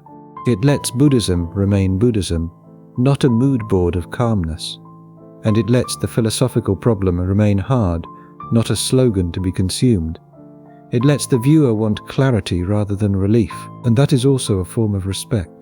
Religious traditions are not raw material for modern reassurance, and they contain arguments, practices, disagreements, histories, and disciplines. To handle no self seriously is to let the doctrine resist being useful in the way the market wants it to be useful. The misreading also happens because modern culture loves experiences that can be packaged as decisive. Ego death sounds like an event, awakening sounds like an arrival, and healing sounds like a before and after. The not self-analysis we have followed is less marketable because it is more patient. It asks us to examine one claim after another, often in very ordinary moments. A person irritated by a sound is not having a cinematic revelation. A mourner noticing the word mine is not becoming a new being, and a practitioner seeing feeling as feeling has not left the human world. Here are quieter movements, and because they are quieter, they are easier to exploit by turning them into dramatic language. We should resist that. No self is not more serious when it is made theatrical. It is more serious when it remains exact. The question is not whether someone can have an overwhelming experience in which ordinary identity loosens. The question for this video is narrower and more disciplined. Does suffering require a fixed owner, and what do the aggregates and conditions show when we look? This also means we should not use Buddhist philosophy to sell relief. Relief may occur in some contexts, and practice traditions have their own aims and disciplines. But a documentary explanation should not promise the listener that understanding a doctrine will dissolve grief, cure anxiety, or turn pain into peace. That would be both philosophically sloppy and religiously disrespectful. The better promise is intellectual honesty. We can make the paradox clearer, protect the reality of suffering, and show why the owner is not found. And that is enough. It is not small. In a landscape full of easy spiritual conclusions, refusing to overpromise is part of the argument. The final account has to preserve both no fixed owner and real suffering. What can we honestly answer? Now, we can now answer more carefully than we could at the start. A careless answer says no one suffers, and that is too quick, and it empties the compassion and urgency from Buddhist thought. Another careless answer says a permanent self suffers, and that is too familiar, and it gives pain the owner the analysis has not found. But the careful answer begins with this: suffering happens. It happens in embodied, conscious, conditioned life. It is felt through body and mind. It is shaped by feeling, recognition, intention, memory, craving, clinging, ignorance, and habit. And in ordinary speech, a person suffers. We do not have to be embarrassed by that, and the patient suffers, and the friend suffers, and the one who remembers suffers. Conventional language can guide care, responsibility, and compassion. So under analysis, though, the fixed owner is not found. We find aggregates, and we find conditions, and we find a causal stream with continuity. We find the possessive habit that says mine and then defends what it has claimed. Here is the pressure. This means the word mine changes status. At first it sounded like proof, and now it sounds like evidence to be examined. What is being claimed, and which aggregate is being treated as self? What condition has tightened into ownership? Look, not self makes suffering more precise. It asks where contact becomes feeling, where feeling becomes craving, where craving becomes clinging, and where clinging builds the defended image of someone who must be protected at all costs. The answer also has boundaries. We are not settling every Buddhist tradition, and we are not pretending scholars agree about every translation or implication. We are following one disciplined path through early materials and philosophical interpretation. Within that path, the answer is neither nothing nor soul. Suffering arises in a conditioned stream. It is carried by continuity, named conventionally as a person, and intensified when experience is seized as mine. Return to the woman beside the bed, and her pain has not been corrected away. Her fear has not been made unreal, but the fixed owner assumed by the sentence, "This is my pain," has become questionable. Something suffers, but not the thing we first imagined. Not a hidden possessor holding pain like property, and not nothing. A living process, continuous enough for compassion, empty of the permanent owner the word mine seemed to promise. The final answer has to disappoint two kinds of impatience. It cannot say that a permanent self suffers, because the search has not found one. It cannot say that no one suffers, because that would betray the reality and urgency that began the whole path. So we answer in layers, and in ordinary speech, a person suffers. That sentence remains usable and humane, and it lets compassion respond, medicine be given, promises be remembered, and responsibility be addressed. Under analysis, suffering occurs through the aggregates and through conditions. Body is affected, and feeling tones experience, and perception recognizes threat or loss, and formations carry intention, habit, and defense. Consciousness knows in dependence on objects and conditions. None of these becomes the permanent owner behind which the word mine seemed to hide. Together they make a life intelligible, vulnerable, and continuous. But the possessive claim adds something stronger. This is mine in the deepest sense. This is I, this is myself. That stronger claim is what the early formula refuses. This means the answer is not a thing, but a correction of the question. Who suffers? And a conventional person, yes. And a conditioned stream, yes. And a fixed metaphysical possessor, no. The suffering is real. The owner imagined behind it is not found. That may sound less dramatic than the title, but it is more demanding. It asks us to stop using pain as automatic evidence for a permanent self. It asks us to notice how mine can arise inside suffering and then intensify what it claims to describe. The answer also keeps compassion intact. If someone is hurting, we do not respond with metaphysical correction, and we respond to the hurt. The analysis belongs where it can clarify clinging, not where it can excuse coldness. Tradition and translation boundaries remain. Some interpreters emphasize not self as a strategy, others speak more strongly of no self. Later Buddhist schools developed the question in different ways. Our path has stayed close to the early aggregate and dependent origination frame because that is the cleanest way to follow this particular paradox. What has changed then is the status of ownership. At the beginning, mine sounded like proof, and now it sounds like a place to look. The pain has not vanished. The person has not vanished, but the assumed owner no longer stands unquestioned behind the stream. The final movement gathers the strands without pretending they become one simple object. It lets the person, the stream, the conditions, and the absence of a fixed owner remain in view together. The final answer should feel almost plain by now, not because it is shallow, but because the work has been done and we have removed the false choices one by one. What remains is not a slogan, it is a disciplined way to speak about suffering without inventing a fixed possessor. The answer may also change how we hear compassion. Compassion does not need a metaphysical owner in order to respond. It needs suffering, vulnerability, and the possibility of care. Those are already present in the conditioned life we have been tracing. At the same time, analysis does not need to be cold in order to be precise. It can say that the patient suffers and also say that no permanent possessor has been found. It can respect grief and still examine the word mine.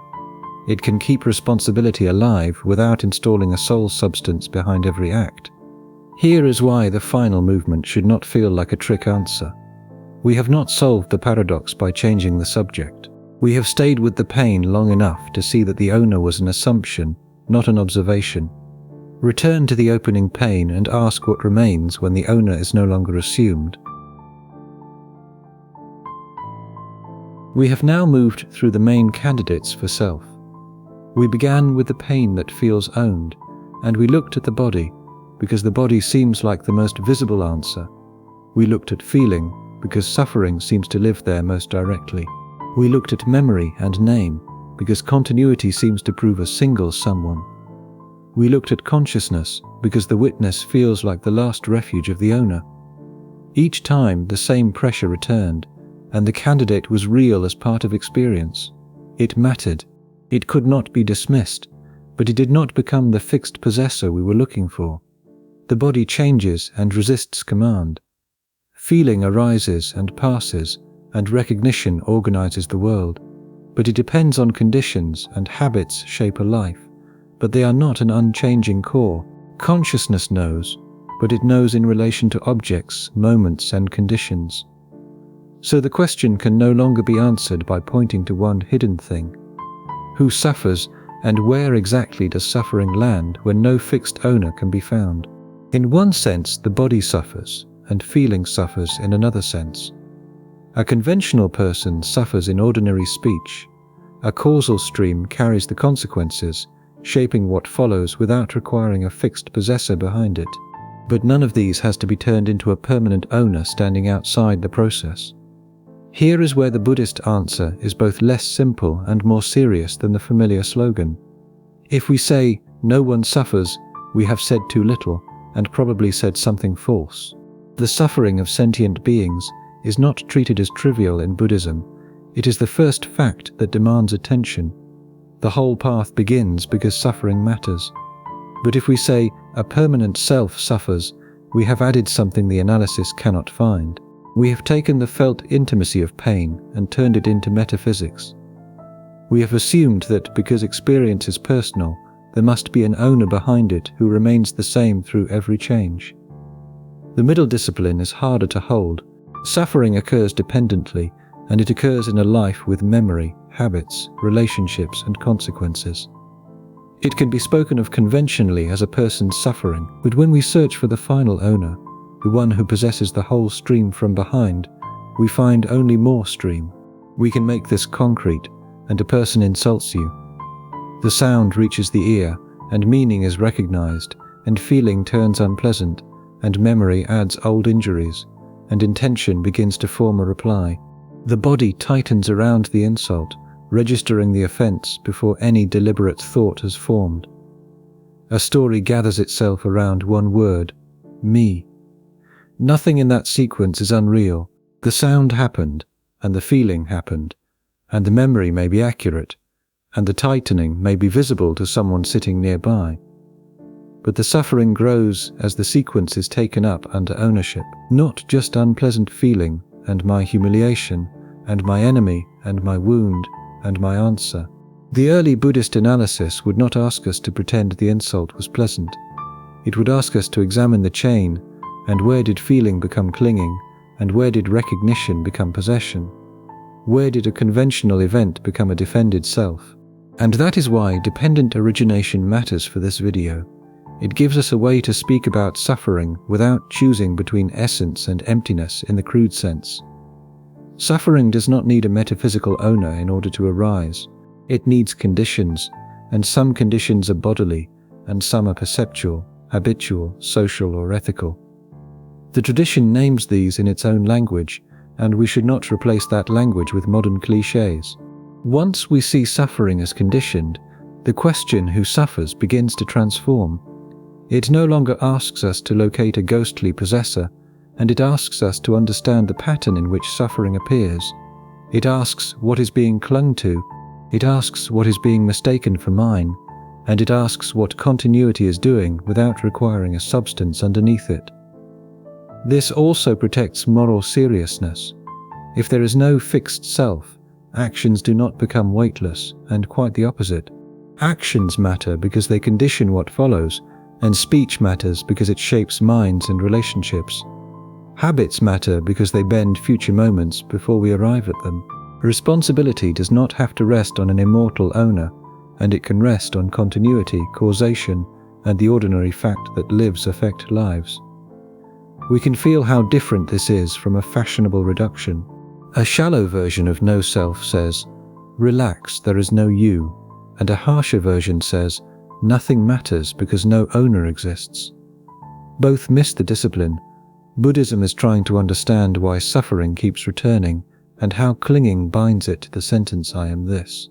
The phrase "not mine" can sound cold if heard badly.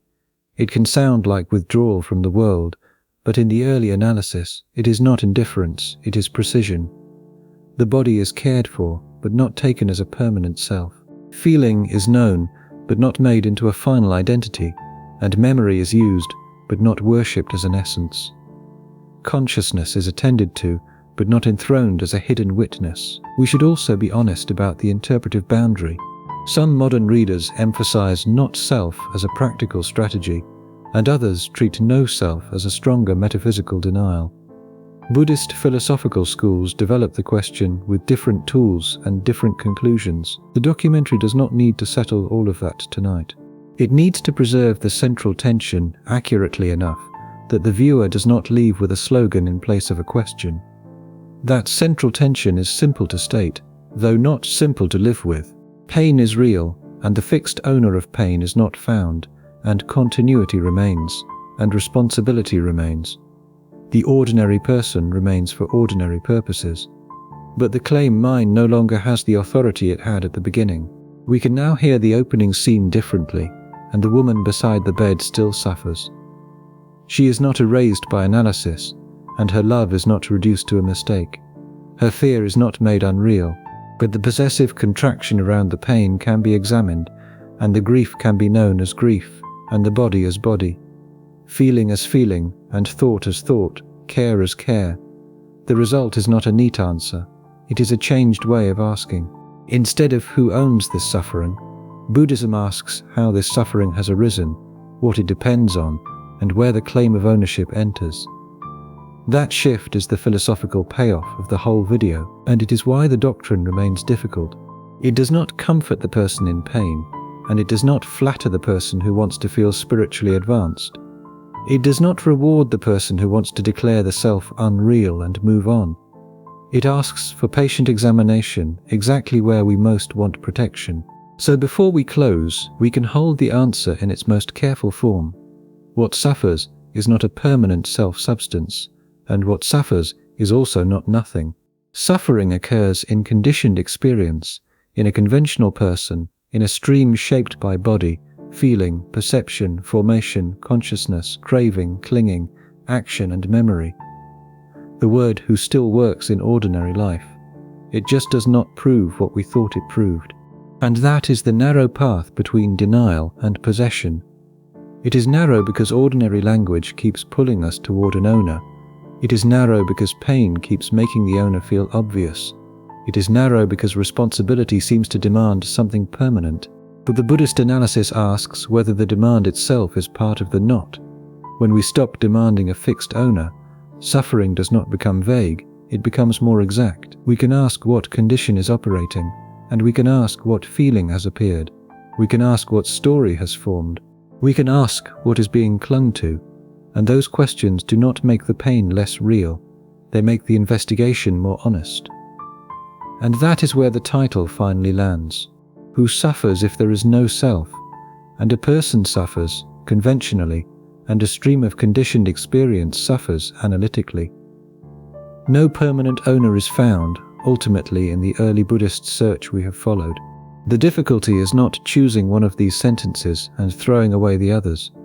The difficulty is learning which level of speech we are using and what each level can honestly carry. The last movement is not escape, it is return, and return to the person and return to the pain. Return to the word mine, now less automatic than before. The question has not disappeared, and it has become clearer. We can test this one more way before we leave the convergence. Imagine a flame used to light another lamp. The image is imperfect, and we should not force it to do more than it can do. But it helps with one feature of the problem. The later flame is not only the same flame, it is also not unrelated, and something has been transmitted through conditions, heat, fuel, contact, and sequence matter. Buddhist traditions have used images like this carefully when thinking about continuity, especially where rebirth and karma become part of the question. For our purposes, the value is more modest. It helps us see that sameness and difference may not exhaust the possibilities, and a life can continue without a fixed substance passing unchanged through every moment. A consequence can belong to a stream without belonging to an eternal owner. Modern listeners often feel resistance here. We are trained to think that responsibility requires a hard inner subject. If there is not one owner, we worry that blame, gratitude, promise, and regret become meaningless. But ordinary life already works with something more subtle. We hold a person responsible across change because patterns continue, memories connect, bodies persist, and actions shape later possibilities. We do not require every cell, thought, and mood to remain identical. The Buddhist analysis presses that ordinary insight further. It asks whether the continuity we need for ethics has ever required the permanent self we imagine. Maybe responsibility needs causal connection, not essence. Maybe compassion needs sentient suffering, not metaphysical possession. And maybe memory needs a conditioned pattern, not a hidden witness standing outside time. None of this is easy. If it were easy, the teaching would already have become a harmless phrase, and it remains difficult because the word self does several jobs at once.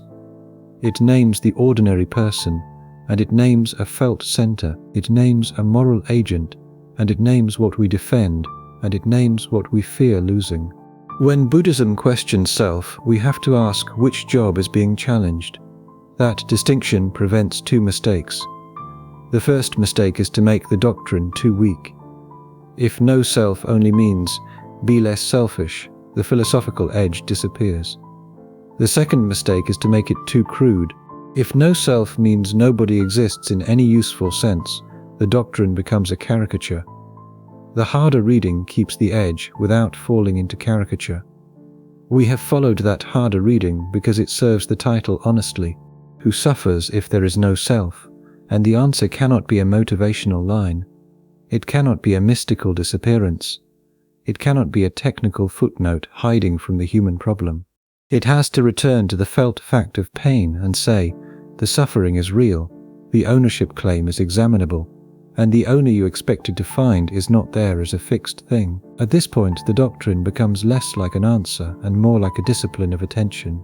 Whenever experience contracts around me and mine, the analysis asks what is present: body and feeling and recognition and intention and consciousness, conditions, clinging, and consequence. And the list is not meant to overwhelm us, it is meant to keep the search honest. And because the search is honest, it can remain calm without becoming soft. Calm is not the same as comfort, and a calm investigation can still be severe. It can refuse both easy denial and easy possession. It can sit beside the bed before dawn and not look away from grief, while also refusing to make grief prove more than it proves. That may be the deepest reason this question has lasted.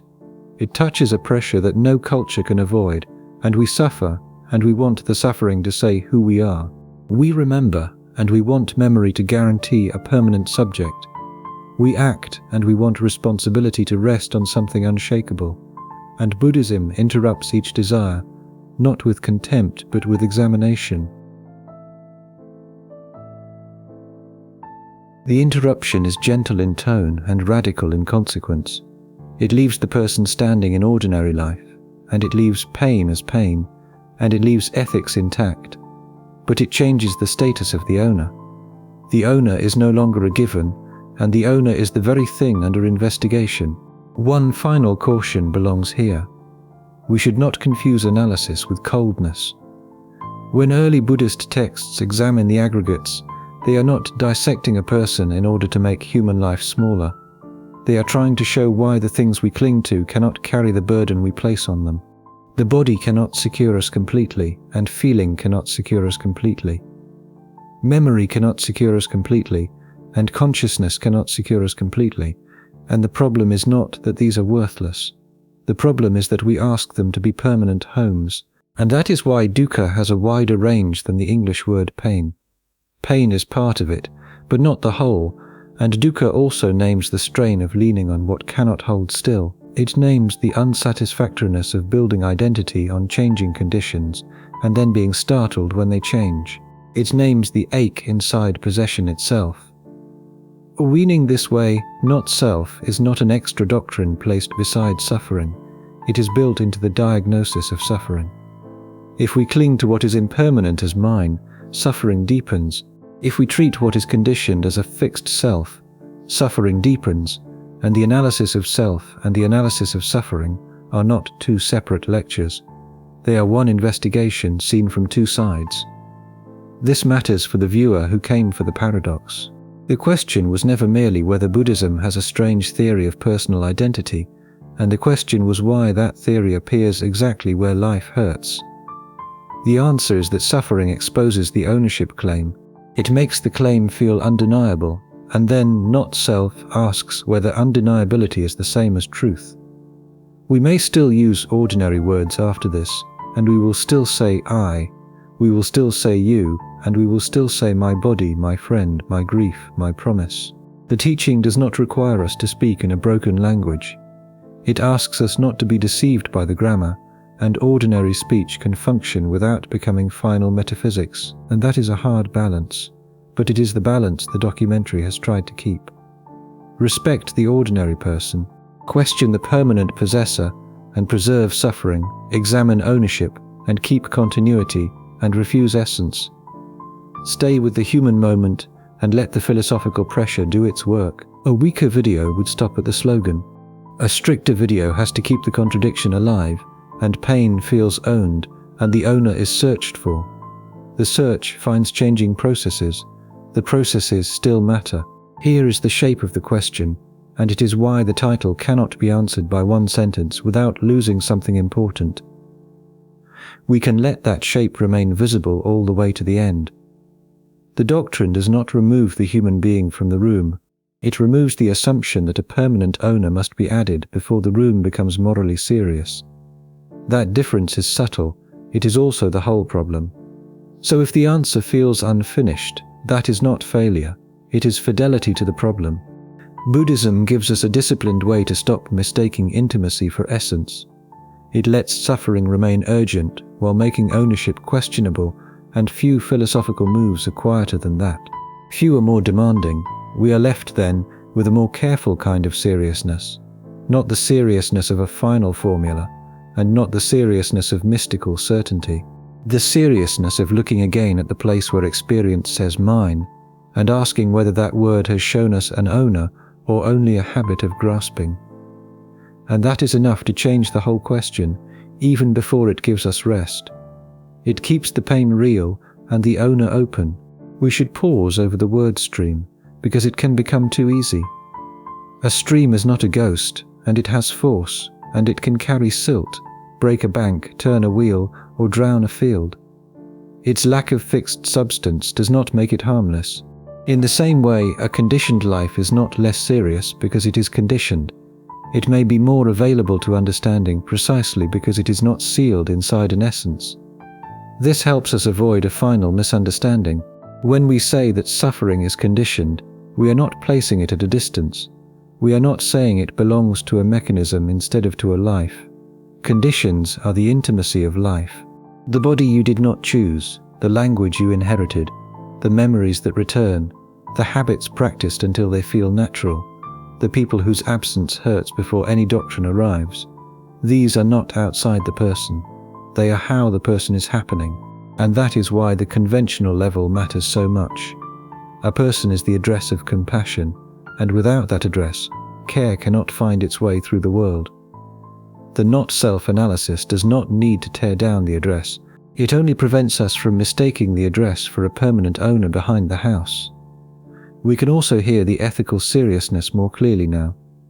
If there were a fixed self, one might imagine responsibility as something pinned to an unchanging core, but a causal stream gives responsibility a different texture.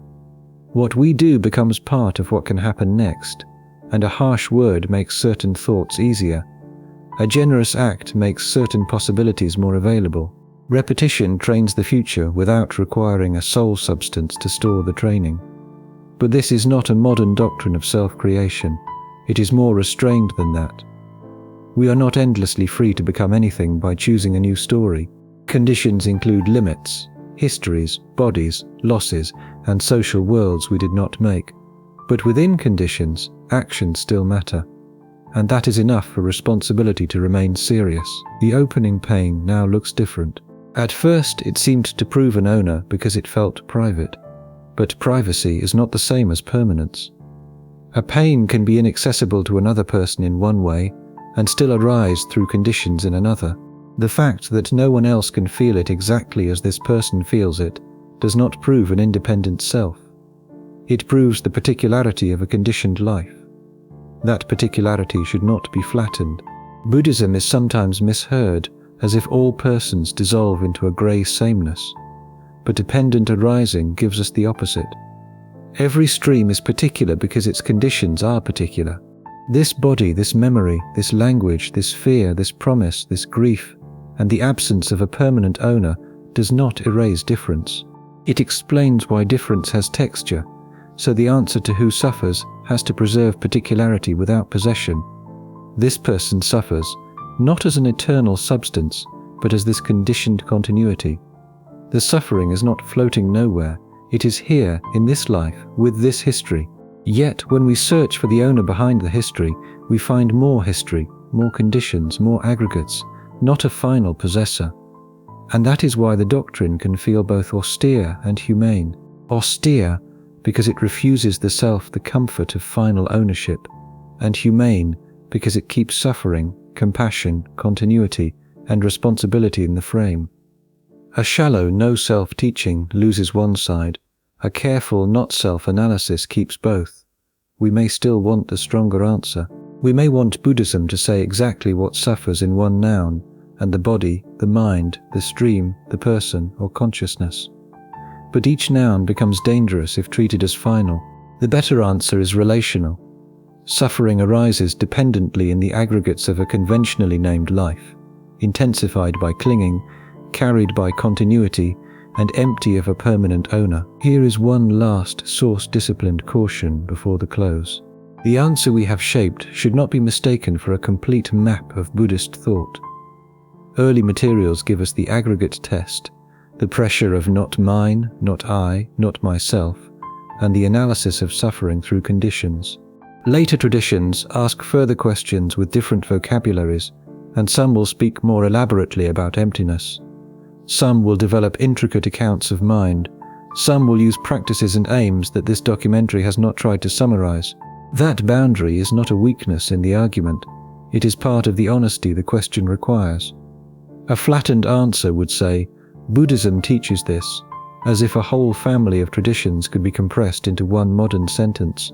A careful answer says, in the path we have followed, the fixed owner is not found among the aggregates, and suffering is understood through dependent conditions and clinging. We should also keep translation from doing more work than it can do. No self catches the shock, and not self carries the method, and the first phrase opens the viewer's paradox. The second keeps us close to the examination. If we confuse them, we may turn a disciplined inquiry into a metaphysical slogan. The payoff is modest in wording and large in consequence. The pain that began the video remains, and the person who suffers remains, and the moral world remains. But the demand for an owner beneath all of it has lost its authority. We no longer have to choose between a soul substance and a void. We can speak of a conditioned life, vulnerable, continuous, responsible, cared for, and not finally owned. The phrase conditioned life should be allowed its full seriousness. Conditioned does not mean mechanical in a cheap sense, and it means dependent, exposed, shaped, and shapeable. A life receives language before it chooses language. It receives a body before it can reflect on embodiment, and it inherits fears, duties, gestures, and stories. Then it acts, and those actions become conditions for what follows. There is enough continuity for memory, ethics, grief, and repair. It is not the kind of continuity that needs an untouched owner hidden behind the process. And that is also why compassion fits the analysis, rather than contradicting it. If suffering arose from a sealed self, care would have to cross an impossible boundary. But if suffering is conditioned, then presence, speech, medicine, forgiveness, restraint, and social repair can become conditions too. The absence of a fixed owner does not make care irrelevant. It helps explain why care can matter. And care works because lives are not sealed substances. They are open to conditions, wounded by conditions, and sometimes steadied by conditions. That openness is not a consolation prize after the loss of self. It is part of what makes ethical life intelligible without a permanent possessor. Here is why the question does not end by making suffering less real. It ends by making the self less automatic, and the most intimate evidence for ownership has become the place where ownership is investigated. That sentence is longer than the title. It has to be, and titles open doors, and arguments have to walk through them. Now, return to the room before dawn. The hand is still being held. The breath in the bed is still uneven. The fear has not been corrected out of existence, and the sentence may still arise with all its old force. This is my pain. But nothing in the argument asks us to answer that sentence with coldness. If someone says, "I am hurting," the first response is not a lecture about aggregates. It is attention, and a body needs care, and a frightened person needs presence. A wrong may need repair. The ordinary person remains the address of compassion. But the sentence can no longer do everything it did at the beginning. It can guide care without proving a permanent owner. It can name where suffering is being felt without settling what the self must be. The word mine has become visible as a claim, not merely a report. And that is the careful answer. Suffering is real, while the owner pain implies remains under examination. It arises in body and mind through feeling, recognition, intention, consciousness, habit, craving, clinging, memory, and consequence.